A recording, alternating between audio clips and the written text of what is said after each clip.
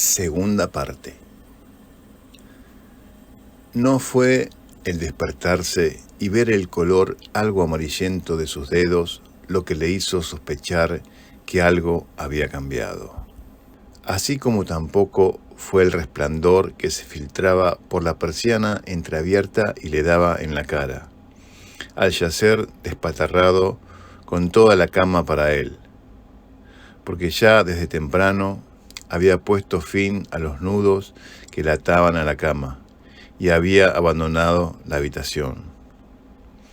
Tampoco fue el ser consciente del sabor algo más amargo con que últimamente amanecía en la boca, signo inequívoco de que envejecía. Tampoco la pesadez en los huesos al bajarse de la cama, en el ir y venir a orinar al baño. Y tampoco en el deambular de un lado a otro de la casa, con la pesadumbre de la resaca. Y, menos aún, en aquella desgana que ya sabía, aunque solo aquella mañana la sintió verdaderamente acentuada, atenazándolo, significaba que la vida de él, minuto a minuto, se le revelaba como totalmente absurda, como el hilvanar constante y sin sentido de días siempre iguales, siempre extensos e insulsos. Fue al encontrarla en la cocina sentada a la mesa y verle aquella mirada y expresión nunca antes vista, al punto que pensó que llevaba una máscara de cera sobre el rostro, cuando supo que la había perdido. Tratando de dominarse, le dijo: ¿Estás bien? Espero no te haya molestado lo de anoche. Pensé sería divertido, ya sabes, eso que dicen, romper la rutina. No es eso, contestó ella, y recién al llegar aquí advirtió que tenía su celular en las manos. Es que esta mañana por fin he entrado a mi correo para poder desbloquearte la cuenta, y no pude pasar por alto la gran cantidad de mensajes de mi familia. Ah, ¿sí?, dijo Jorge, con una voz tan extraña que a punto estuvo de creer que venía de otra boca, que había alguien más con ellos en la cocina. Sí, prosiguió ella, y obviando los primeros en donde trataban con desesperación de hallarme, leí los últimos, en donde Walter y mi madre describían los detalles de la enfermedad de mi padre. Le han descubierto un cáncer de garganta, al parecer bastante avanzado, y aunque lleva meses con la quimioterapia, no le dan más de 6 meses de vida. Y estos mails ya tienen un par de meses. Jorge no supo qué decir. Le desconcertaba tanto aquella mirada que no le conocía a Cecilia. Había una mujer desconocida tras aquellas palabras, un rostro extraño, y todo le asustaba. Además cuenta Walter, prosiguió ella, que la empresa de mi padre desde hace algún tiempo, precisamente el tiempo desde que se halla ausente por la enfermedad, se tambalea. No hay nadie en la junta directiva que se preocupe por los problemas generales. Todos miran solo por su propio bienestar. ¿Quién es Walter?, preguntó Jorge, a quien aquel nombre comenzaba a molestarle. Walter es mi exnovio, respondió ella, con total naturalidad. Hubo un intervalo de silencio, donde cada uno se dedicó a mirar al suelo, y solo lo interrumpió el chirriar de la silla que Jorge movió para sentarse. ¿Y qué tiene que ver él con todo esto?, preguntó Jorge. ¿No era que no te interesaba más hablar con él? Walter lleva años trabajando junto a mi padre. Es su mano derecha. Lo conocí trabajando en la empresa. Ah. Cecilia se inclinó en la silla y lo miró fijamente. Él hacía lo mismo. Jorge, dijo ella, mi padre se muere. Silencio. Entiendo. ¿Y qué pensás hacer? Tras decir esto, Jorge comenzó a interesarse súbitamente por la limpieza de sus uñas. Comenzó a hurguetearse con una uña debajo de la otra. Todos, agregó, algún día moriremos. Luego pareció preocuparse por una arruga en su camisa. Pero aquella indiferencia era fingida. Apenas podía dominar la ira que sentía. Temblaba. La simple mención del nombre de Walter le hería como si fuera un insulto. Y ya lo había dicho 2 veces. Y cuando levantó la mirada, esperando encontrarla preocupada por lo que pasaba, afligida y pronta a remediar su malestar, la vio con la expresión de antes, solo que ahora vuelta hacia la cerámica de la pared, como si buscara alguna mancha, y tan sumida estaba en sus pensamientos que no se daba cuenta que abría y cerraba la boca como si fuera un pez ahogándose en la superficie. En esta época los pasajes no están muy caros, dijo. Podría conseguirte alguno para que vengas a fin de mes, para que yo vaya a fin de mes. ¿Y vos? Yo tengo que ir antes, Jorge. Mi padre se muere. ¿Pero ya estuviste averiguando por los pasajes? Se formó un nuevo silencio, interrumpido de cuando en cuando por la respiración de Cecilia, algo trabajosa. Ya compré un pasaje, con la tarjeta de crédito, resaltó, alzando un dedo, para mañana a la tarde. Tengo que ir, tengo que verlo. ¿Y cómo vas a hacer con el trabajo? Les hablaré, explicando la situación. Tendrán que entender, si no, en fin, no me importa. Nuevo silencio. Y en una nueva y silenciosa atmósfera pasaron lo restante de aquel día y, también, el tiempo restante antes del viaje.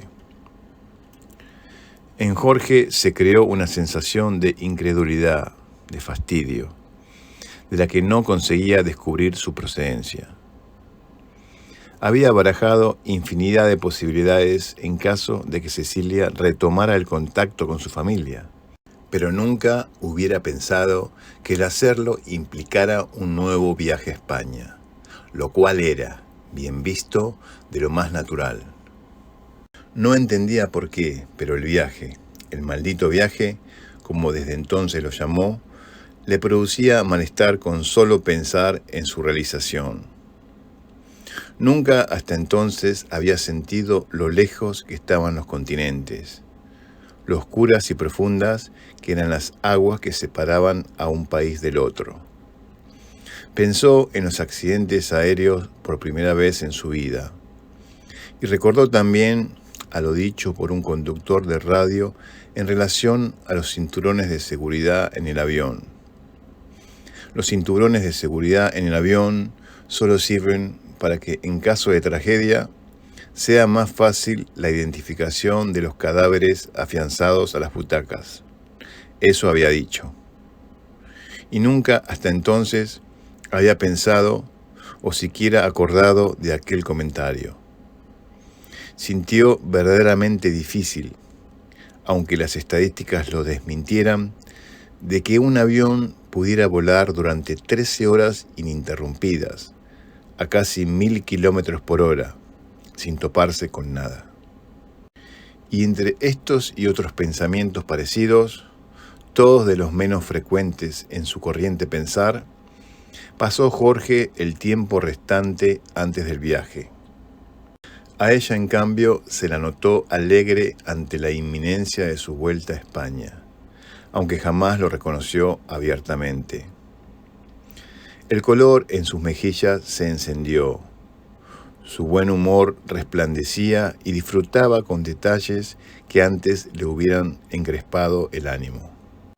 Y cuando sentía sobre ella la mirada entristecida de él, se desvivía por complacerlo sin disimulo, diciéndole que no se preocupara, que ni bien fuera posible, viajaría él también a Barcelona, que recorrería junto a ella aquella hermosa ciudad, que ella sería su guía y le mostraría del lugar sus más recónditos secretos, así como él le había enseñado infinitas cosas de la vida. Y así llegaron al momento del viaje.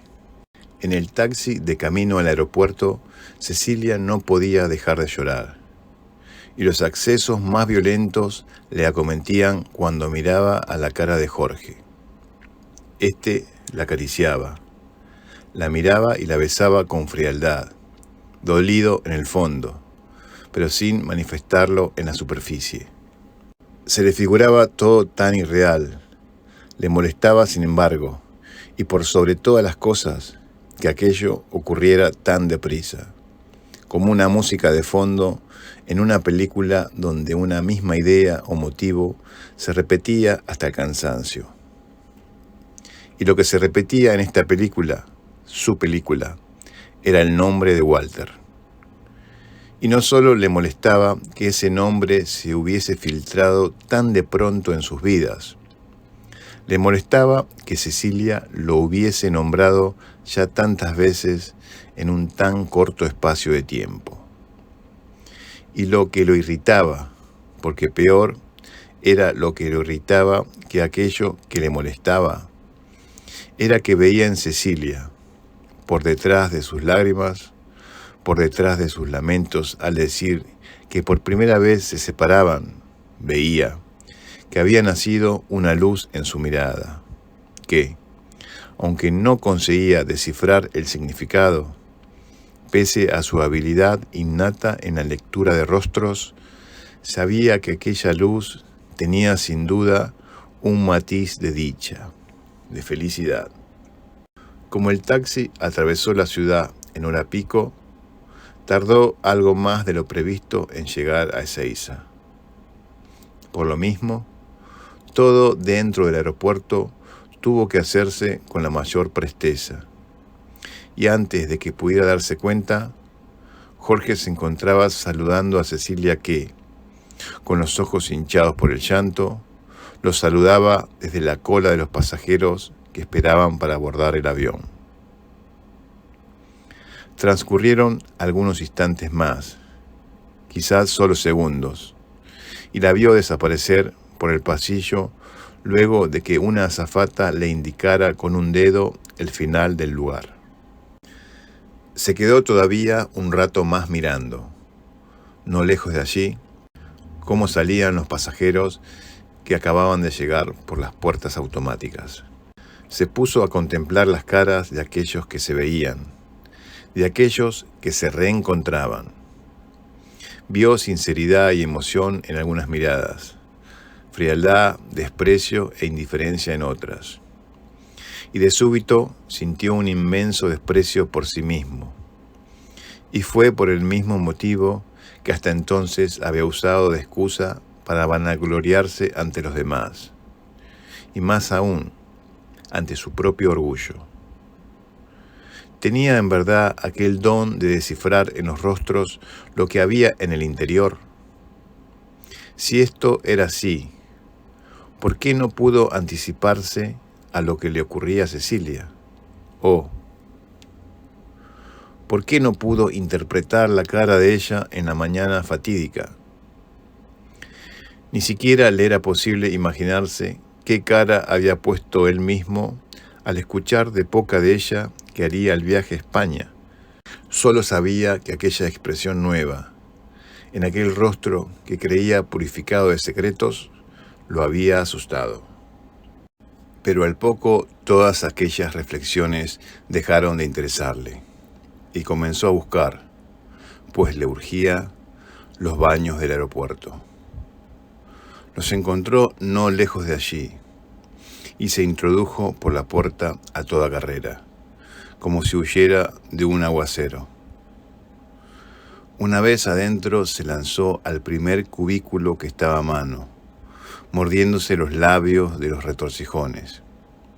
Pero la puerta le ofreció resistencia, a pesar de que casi la arranca con las bisagras que la firmaban. ¡Ocupado!, gritó alguien desde dentro. Pasó entonces al segundo cubículo. 5 minutos más tarde, ya completamente relajado, Reparó en los zapatos y pantalones que asomaban desde el cubículo contiguo. Aquel era el sujeto que le había gritado «ocupado», sin saber por qué. Sintió odio por aquel hombre que jamás había visto.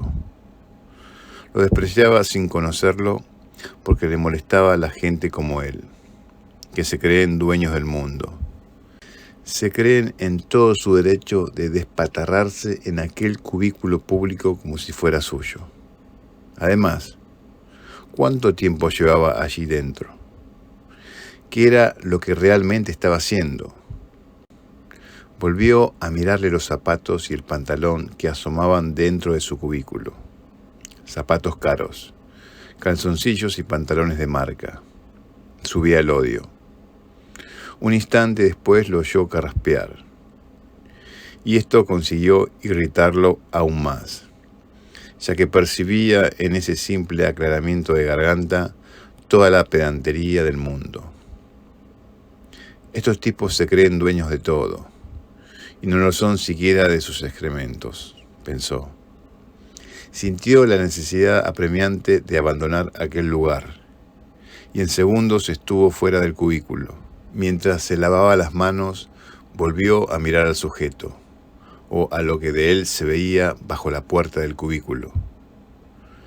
Se secó las manos en el pantalón, aunque sobre la pared se veía un rollo de papel recién estrenado, y, mientras abandonaba los baños, se imaginó al sujeto secándose las manos usando grandes cantidades de papel. Posiblemente utilice todo el rollo de papel para secarse unos dedos feos, pálidos, que no han conocido otro ejercicio que el de contar billetes, pensó. Al disponerse a salir, Jorge estaba enfurecido. Pero cuando salía vio junto a la puerta del armario donde guardaban los implementos para el aseo del baño. Volvió sobre sus pasos, se acercó y abrió el armario. Entre otras cosas vio una escoba y en unas estanterías unas bolsas de plástico.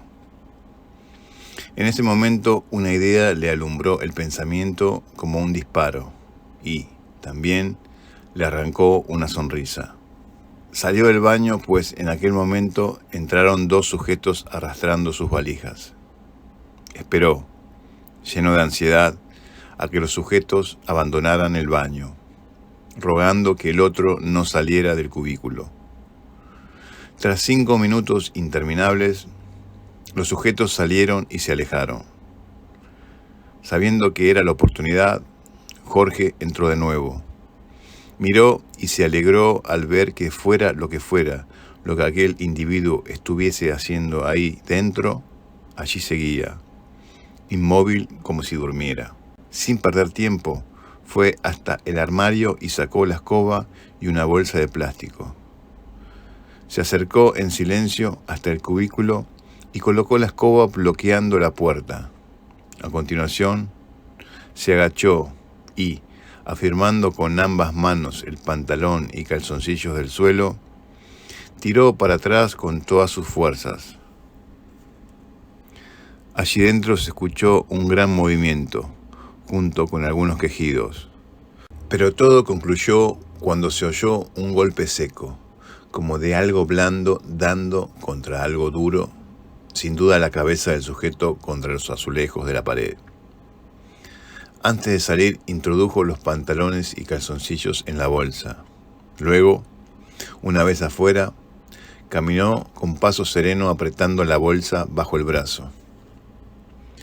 En menos de 5 minutos estaba viajando en un taxi de vuelta a casa, alternando la mirada entre los bosques de ceiza que desaparecían tras la marcha. Jorge hurgueteó entre la ropa en el interior de la bolsa hasta dar con la billetera.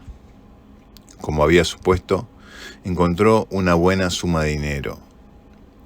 Volvió a introducir la ropa en la bolsa y, abriendo la ventanilla, arrojó todo al exterior. Tras cerrar el cristal miró al frente y sus ojos se toparon con los del taxista que lo miraban por el espejo retrovisor. Durante unos segundos se miraron fijamente y parecía que el chofer iba a decir algo, pero no abrió la boca. Enseguida se concentró en la ruta, y Jorge hubiera deseado que le dijera algo. Tenía deseos de discutir, de pelear, y no sabía por qué. Sin duda tiene un trabajo que odia, pensó Jorge del taxista, pero cada cual hace lo que puede y le sale. Enseguida se puso a mirar el paisaje verde con la cara pegada al cristal. Se sintió pletórico, satisfecho. No necesitaba de la vida más de lo que tenía, pensó. Lo que había sido, lo que era y lo que sería lo satisfacían. No pedía más. Cerró los ojos y repasó brevemente toda su vida. Cuando ya se quedaba dormido, sintió que el taxi se detenía y escuchó la voz del chofer anunciando que habían llegado. Y por increíble que parezca, por mera disposición del azar, Jorge se encontró con Palito días después, cuando ambos coincidieron en un tren que iba a Retiro. Y no le sorprendió al principio que el casual encuentro con ese individuo lo alegrara. Venía desde la mañana con un humor agrio y se hallaba propenso al ensimismamiento a la menor oportunidad. Por eso, le agradó que Palito le refiriera anécdotas en relación a sus trabajos más recientes. Pero, sobre todo, le sorprendió todavía más que él mismo se sintiera inclinado a contarle del modo en que había robado la billetera a aquel sujeto en el baño del aeropuerto. Tras reírse a carcajadas, golpeando incluso la cabeza contra el borde del tren en el cual viajaban, Palito dijo: «Es como yo digo, tenemos que unir nuestras fuerzas, tenemos que trabajar juntos». Dicho esto, ambos guardaron silencio y se pusieron a contemplar el paisaje que el tren dejaba atrás. En aquel momento pasaban por la estación 3 de febrero, y el frondoso y verde cuerpo de los árboles de los bosques de Palermo impedía a la vista ver más allá como la ciudad se hacía cada vez más densa. Algunos minutos más tarde, transitando en paralelo a la Avenida del Libertador, Buenos Aires no era ya ningún secreto. Se veía a la derecha un sinfín de edificios de múltiples formas. A la izquierda, igualmente mullida, como una imponente ciudad a escala, la Villa 31 se expandía como un virus desbordante que abrazaba la autopista con sus tentáculos. Se oía el traqueteo y se sentía el traqueteo de las vías bajo el tren. Palito en ningún momento miró hacia la izquierda, pese a que en aquel tinglado de viviendas multiformes se encontraba el lugar donde había nacido. Miraba a la derecha con anhelo, con ímpetu, pues allí se encontraba el objeto de sus deseos. «¿Sabes qué?», dijo al fin. «Podríamos hacer algo juntos hoy». Jorge comprendió enseguida el sentido de aquellas palabras, y en cierto modo estaba esperando aquellas palabras. Asintió con la cabeza como única respuesta. Entonces los amigos, porque desde entonces lo eran, guardaron silencio y fijaron la vista a través de la ventana. El tren disminuía la velocidad y entraba en un galpón gigantesco, lleno de vías que se bifurcaban a capricho, y en donde se apiñaban torrentes de personas que esperaban en los andenes. Aguardaban a que el tren se detuviera, y lo hacían desordenadamente, empujándose, esperando la mínima oportunidad para pasar al que tenían delante, aguardando estos y aquellos el mismo destino de ser tragados por el tren. A su vez, Jorge y Palito observaban serios al tren deteniéndose como un animal gigantesco que agoniza y da sus últimos estertores. Todo parece aguardar a que la bestia deje por fin de moverse.